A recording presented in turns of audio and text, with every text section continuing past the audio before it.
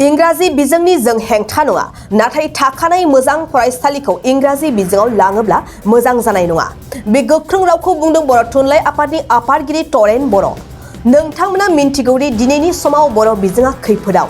बेखौ लानानै बर'नि माहारियारि आफाद बर' थुनलाइ आफाद आरो एबसुआ गोख्रोङै हाबा मावगासिनो दं आरो सरकारखौ गोख्रोङै नारसिननायाबो सोलिगासिनो दं जाय समाव आसाम सरकारा सोलोंथाइनि बिथिङाव गोदान थांखि लानायखौ बोखारना लाफिनाब्ला हारि नाङैनो सोमावसारनायनि जानजि खाफ्रादों माहारियारि आफाद एबसु आरो बर' थुनलाइ आफादा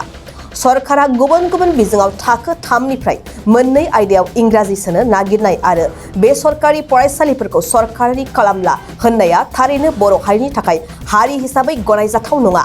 नोंथांमोना बयबो हमदांनो हादों मानोना बर' राव एबा बर' बिजोङा बिजोंल' नङा बेयाव बर' हारिनि साफ्रोमबो सुबुंनि थैनि दान दं बर' बिजोंनि थाखाय गोबां बर' माहारिया गाव गावनि जिउखौ दान होनो गोनां जादोंमोन नाथाय बेबायदियावबो सरकारनि नंखाय थांखि लानायजों बर' बिजोङा जोबस्राङोब्ला थारैनो जिउ दान होलांनाय जोहोलावजोफोरखौ लाजि फोनांनाय जागोन बेखौनो नोजोर बोनानै बर'नि माहारियारि आफाद बर' थुनलाइ आफाद आरो एबसुआ सरकारखौ बे थांखिखौ दिखांनानै लाफिननो थाखाय गोख्रोङै नारसिनगासिनो दं आरो जों आसाम सरकार आरो बिटिआर सरकारखौ नारसिनगोन जाहाथे बिथांमोनहा जोंनि दाबि दावासफोरखौ माने बिथांमोना सुफुंनायनि राहाखौ लायो बेखिनिखौ जोङो खावलायो थांनाय 9 आगस्तखालि नोंथांमोनहा बर' थुनलाइ आफाद आसाम सरकारा सोलोंथाइनि सायाव लानाय माखासे आसाम सरकारा थांनाय 28 जुलाइ खालि मोनसे नटिफिकेसननि गेजेरजों माने आरो सोलोंथाइ बिफाननि मन्थ्रिया थांनाय 17 जुलाइ खालि बिथाङा भिडिअ कनफारेन्सनि गेजेरजों कुनु माने बेसरकारि स्कुलफोरखौ कलेजफोरखौ प्रभिन्सियेलाइज खालामनाय जानाय नंलिया होननानै बिथाङा जिथु फोसावदों आरो लोगोसे 3 थाखोनिफ्राय 12 थाखोसिम माने सानखान्थि आरो बिगियान बेखौ माने बिथाङा इंराजि खालामनानै बे उन्दै गथ'फोरनो फोरोंनायनि जिथु थांखि आरो लोगोसे माखासे मिक्स मिडियाम स्कुलफोरखौ जेरावनोखि बर' असमियाव बर' इन्ट्रडाक्सन आरो बर'आव असमिया इन्ट्रडाक्सन आरो भार्नाकुलार मिडियाम बिमा रावनि फरायसालि मिक्स मिडियामखौ बिथांमोना इंलिस खालामनानै बिथांमोना CBS कर्सआव लांनो नागिरदों बेखौबो जों अजद दैखांदों आरो लोगोसे जोङो बिधायक आदर्श बिद्यालय खालामनो नागिरदों जोंहा बेवहाय बुंनांगौ खोथा गैया जोंहा इंलिसनिबो जों हेंथा नङा नाथाय थाखानाय मोजां स्कुलखौ बिथांमोना रिजाल्ट मोजां खालामनाय बे स्कुलखौ जुदि सासे MLA सायख'नानै जुदि बेखौ इंराजि माध्यमाव लांनानै बियो जुदि CBS कर्सआव लाङोबा बै गायसनगिरि जायफोरनोखि गाहाय फोरोंगिरिफोर दं बा SMDCनि मानसिफोर दं बा बै जायफोरनोखि फोरोंगिरिफोर दं बिथांमोननि आत्माया सान्थि मोनगोन नामा गतिके जोङो बर' बिजों गायसननायनि दावहा नांबोनानै सोमावसारबोनानै जोङो मोनसे साबिमान जे बर' रावखौ जोङो लानानै गोग्गानाय जाहा दङ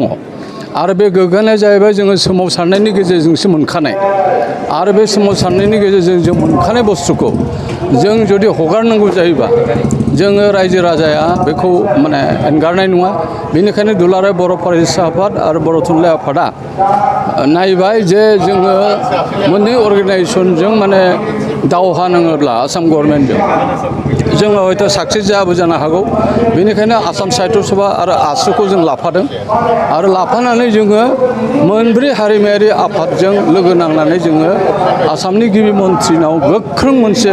गोसोखां लाइजाम होदों आरो बे गोख्रों गोसोखां लाइजामखौ मोननानै गिबि मन्थ्रिया सोलोंथाइ मन्थ्रिखौ बिथोन होदों थांनाय 18 अक्ट' खालि जोङो दिसपुराव जुथुमदों जोङो दिसपुर सेक्रेटारियेटआव जुथुमदों आरो बेवहाय जोङो खौसे जानो हायाखै जों मानियाखै माखासे थांखिफोरखौ जों मानियाखै आरो बेखौ उइथड्र खालामनांगौ होननानै जों दाबि खालामदों आरो बियो राइट टु एडुकेसन सोलोंथाइनि मोन्थाय आरो इउनेस्क'नि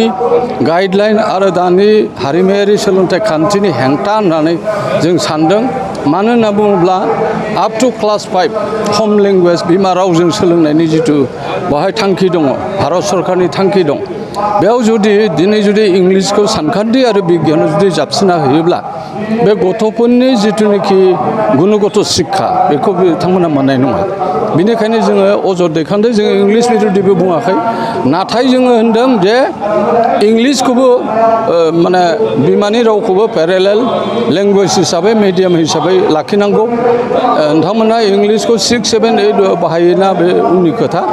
सुइस अभार खालामोना मा खोथा खिन्थु जोङो बिमानि रावजों जों लवार लेभेलाव हम लेंगुवेजाव फोरोंनांगौ होननानै दाबि दैखांदों नाथाय बेखौ सोलोंथाइ बिफाननि मन्थ्रिया मानियाखै आरो बिथाङा माने नेक्स्ट माने माबायाव सेप्तेम्बर दानाव फिन सावरायफिननो थाखाय खोथा होदों बेनिखायनो जोङो बेखौ नेवसिगारनानै जों फैदों आरो जोङो नेक्स्ट जुदि सावरायनायावबो फेलार जायोबा जों सोमावसारगोन जानो गोनां जथुम्मानि थाखाय डेटखौ फिक्स खालामनाय जाबाय नामा बर' थुनलाइ बे जाथ'वाखै बिथाङा होनदों first week of September first week of सेप्तेम्बराव जुदि सावरायनानै जुदि फेलार जायोबा जों मोनब्रै हारिमायारि आफादा मोनसे थांखि लादों नङा बर' थुनलाइ आफादनि जथुम्मा डेटखौ फिक्स खालामाखै जोङो ओरैबायदि सानदों खारन बेवहाय बे पाटगाव ओनसोलाव माखासे इनफ्रास्ट्राक्चारनि गोनांथि दं बेवहाय स्कुल कलेजाबो खम बेनिखायनो जोङो 3,000सो जोंहा डेलिगेट जागोन थान्दैफोर जागोन बिथांमोनखौ दोननाय जाहोनाय लोंहोनाय बायदिसिना खोथा दङ बेनिखायनो जोङो मोनसे माने टेन्टाटिभ डेट मोनसे जों सानदों जे फेब्रुवारि दानाव माने 2023 मायथाइनि फेब्रुवारि दानाव जोङो अक्ट'खौ थिग खालामगोन आरो माखासे दालाय आफादफोरखौ दानानै लागोन बिनि उनावहाय जोङो अक्ट'खौ थिग खालामगोन आरो नोंथांमोननो जों जानाय गोजोनथाव खौरां नोंथांनि रोंगौथिखौ दिन्थिनो थाखाय फैगासिनो गोदान खाबु बड'लेण्ड गट टेलेन्ट गोजौसिन जौसाङाव दिन्थिनायनि खाबु बिटिआरआव बड'लेण्ड गट टेलेन्ट सिजन 2आ फिन सौफैगासिनो नोंथांनो गोदान खाबु लाना जाय जौसाङाव नोंथाङा गावनि गुनगोनां रोंगौथिखौ दिन्थिनो हागोन जानो गोनां बड'लेण्ड गट टेलेन्ट सिजन 2निनो अडिशननि अक्ट'खौबो थि खालामनानै होखानाय जाबाय फारि बायदियै फैगौ 25 जुलाइ दाननिफ्राय लानानै 2 आगस्त खालारसिम मख'नाय जायगाफोराव लानाय जागोन मख'जाथावदि अडिशन रेजिस्ट्रेशननि खालामनो थाखाय 8399890945 9101102339 आरो 9577573499 जानबुं अनजिमायाव जगाजग खालामनो हागोन।